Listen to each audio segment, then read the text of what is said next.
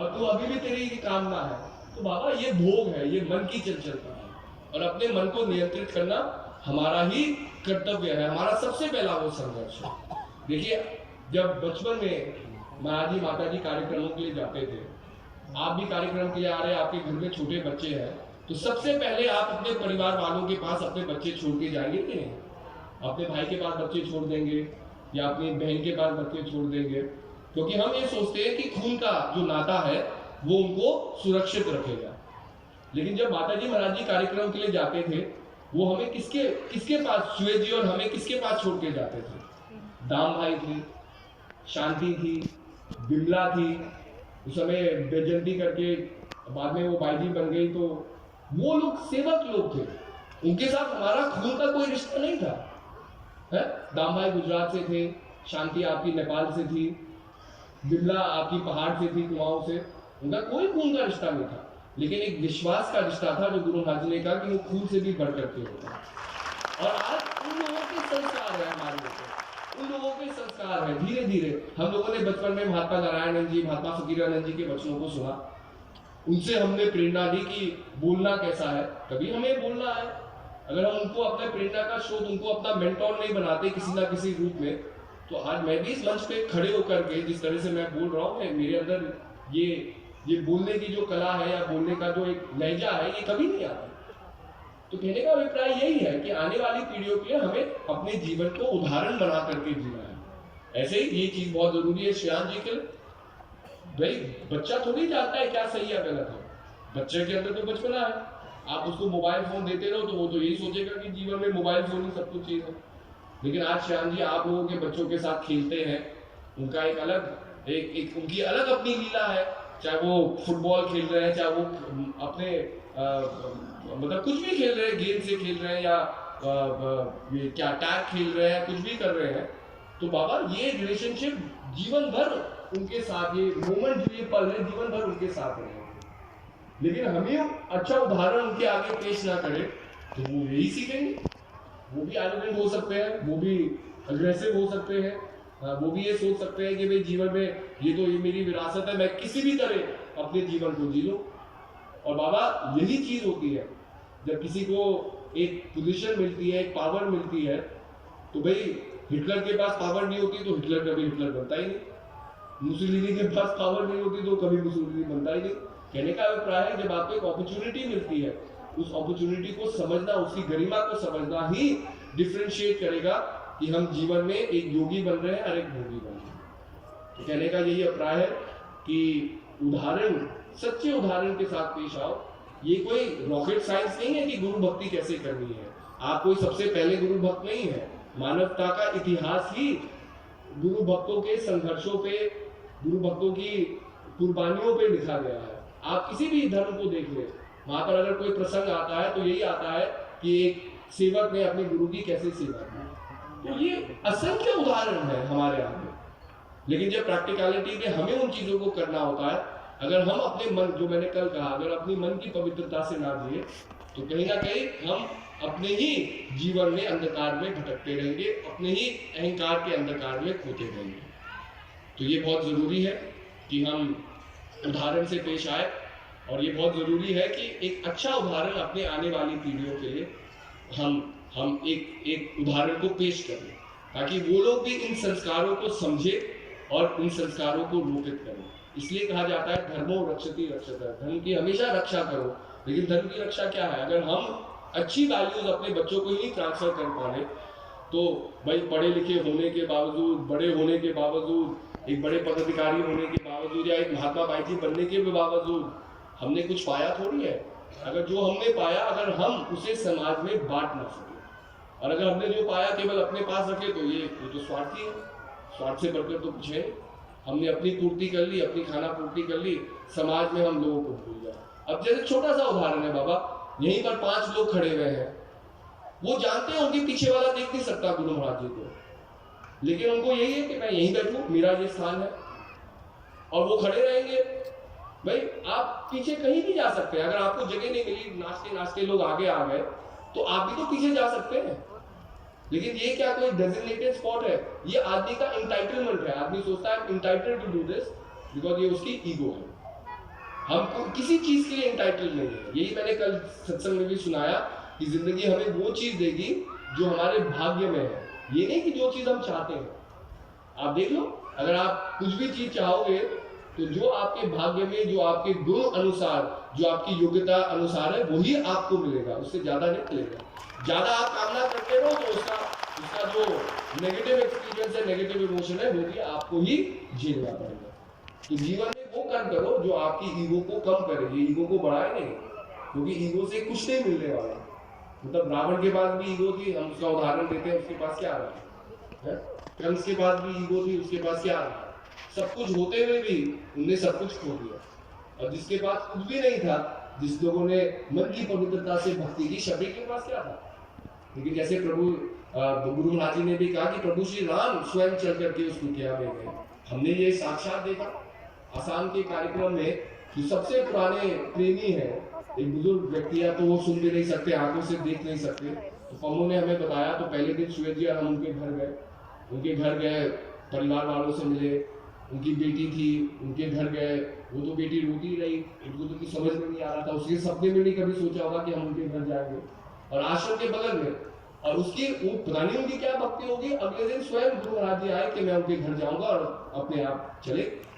तो ये भक्ति सार्थक है ना, कि बिना मांगे, बिना कुछ के गुरु महाराज जी स्वयं, गुरु महाराज जी उनके मतलब उनकी जो झोपड़ी थी स्टिल्स के ऊपर, लकड़ी के पट्टों के ऊपर उन्होंने अपना मतलब कमरे के बाहर एक छोटी सी बालकनी सी बना रखी थी। गुरु महाराज जी वहां चढ़ते हुए उनकी कुर्सी में बैठे, परिवार के साथ फोटो खिंचाए, चाहे वो 5 मिनट का होगा जीवन, लेकिन वो 5 मिनट में उनको सर्वस्व मिल गया। तो ये हमारी भक्ति होनी चाहिए। हम बड़े बड़े घरों में रह रहे हैं, बड़ी बड़ी गाड़ियों में घूम रहे हैं, और पर भक्ति के भाव को नहीं समझ सके तो जीवन व्यर्थ है। मतलब ठीक है, जीवन में हम बहुत भोगों को प्राप्त कर लेंगे, लेकिन अगर गुरु दरबार में आए हैं तो गुरु भक्ति से हम बहुत दूर चले जाएंगे। तो अपनी ईगो को हमेशा कंट्रोल करें।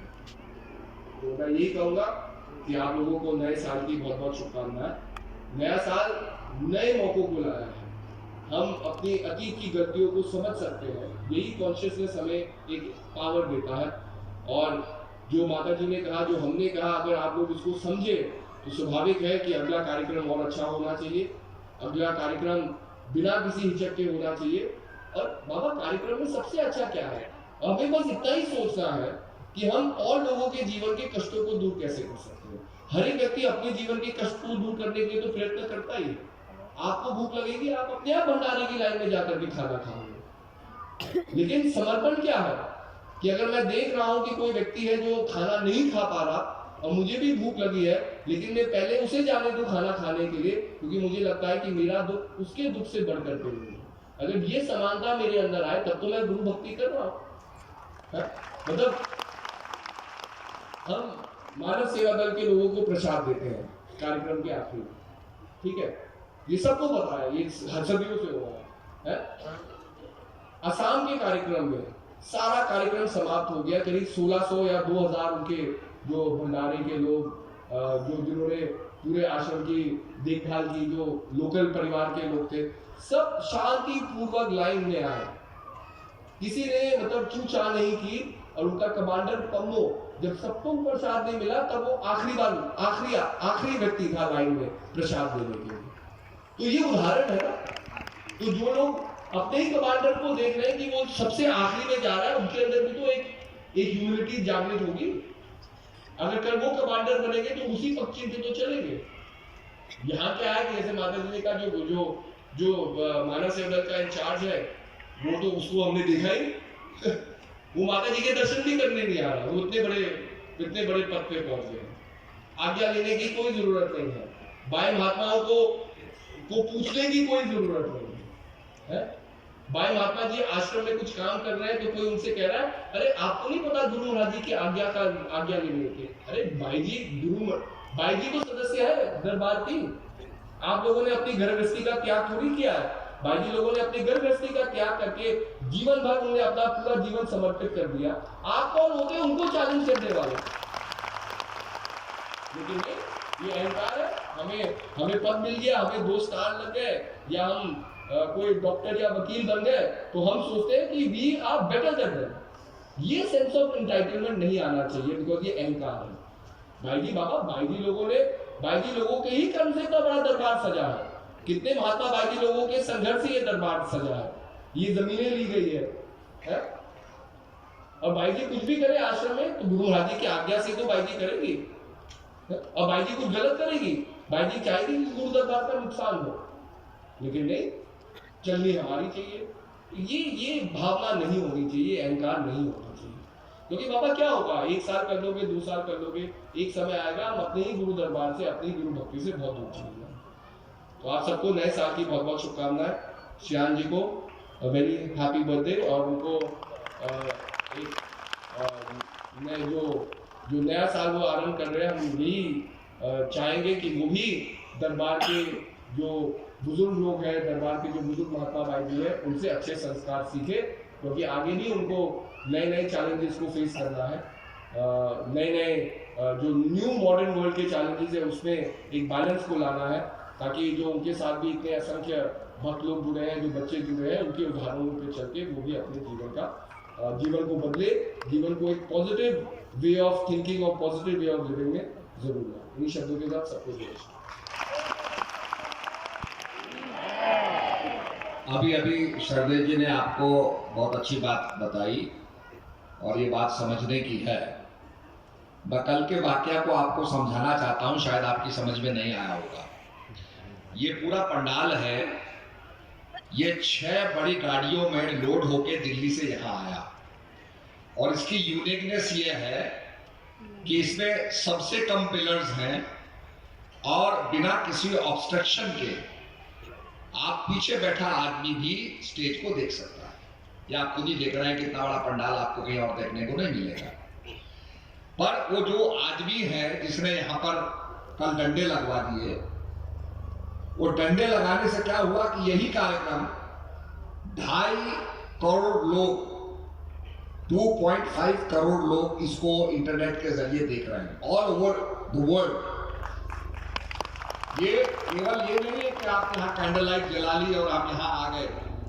ये मैक्सिको में देखा जा रहा है, अर्जेंटीना में देखा जा रहा है, आपका फ्रांस में देखा जा रहा है, आपका इजराइल में देखा जा रहा है, जापान में देखा जा रहा है। हर जगह ये कार्यक्रम हर देश के अंदर देखा जा रहा है। और आपने, क्योंकि मैं रात को आया था तो यहां पर हरी वो लगी थी, चांदनी लगी हुई थी, उसके पीछे क्या है मुझे नजर नहीं आया। तो मैंने सोचा शरदे जी की मीटिंग हो रही है और मीटिंग के बाद ये चांदनी को हटा देंगे। अगर मुझे पता होता कि आप यहाँ पर बल्ली लगा रहे हैं, बल्ली क्यों लगा रहे हैं? ताकि पीछे वाला देख ना सके। अरे क्या मतलब उस बल्ली लगाने का? हम इतना बड़ा पंडाल बना रहे हैं कि भाई आदमी बिना किसी अड़चन के, बिना किसी ऑब्स्ट्रक्शन के सीधे दर्शन करें, और आप उसी मेन फिनोमेना को खत्म कर रहे हैं। अब यहां से शूटिंग हो रही है, ये वीडियो बन रहे हैं, इसका लाइव ब्रॉडकास्ट हो रहा है, और उसमें वो डंडे नजर आ रहे हैं। तो कितना बड़ा नुकसान आपने कर दिया। अब आप कहो साहब इसको दोबारा कर दो, तो कल को हम दोबारा कैसे करेंगे? फोटो तो हम खिंचवा सकते हैं, वो तो दूसरी चीज होगी, पर कल के वो मोमेंट बीता 2023 के अंदर उसको दोबारा कैसे रिपीट करेंगे? तो ये गलतियां नहीं होनी चाहिए। ये बड़ी भयंकर भूल है जो आप बेसिक फिनोमेना जो है कि भाई आदमी बिना किसी अड़चन के देखे, आप उसी फिनोमेना को खत्म कर रहे हैं, उसी बात को खत्म कर रहे हैं। जवाबदेही होनी चाहिए। जो इंचार्ज लोग हैं, वो जो गरीब आदमी खाना खा रहा है उसका क्या भोजन है, क्या उसकी फैसिलिटी है, उसका निरीक्षण करें, उसको देखें। ये सब चीजें देखने की होती हैं। तो इसलिए जो आखिरी पैदान पर जो आदमी होता है उस तक पहुंचने का हमें प्रयास करना चाहिए। तो मैं निश्चित रूप में ये शर्दी जी ने और अमृता जी ने बड़ी प्रेरणादायक बात की है, और इसको सुधारने की जरूरत है। शायद आपकी समझ में ये बातें नहीं आएंगी, क्योंकि ये वो देख सकता है जो कैमरे से खींचे या जिसका विजुअल हो। तो इसलिए कल जो नुकसान आपने किया उसकी भरपाई हो नहीं सकती है। तो इस प्रकार के अपने मन घड़ंत निर्णय आप ना ले, आप पूछे, और जो हमारी परंपरा उसी के मुताबिक चले। मन गणत अपने कहा था, मैंने ऐसा सोचा। क्यों सोचा? बैसाखी का हमारा कार्यक्रम था, कभी डंडे नहीं लगाते हम। डंडे लगते हैं पॉलिटिकल प्रोग्राम में भाई, ये पॉलिटिकल प्रोग्राम नहीं है, ये तो सद्भावना का कार्यक्रम है। वैसे यहाँ प्रेम की बात कही जा रही है।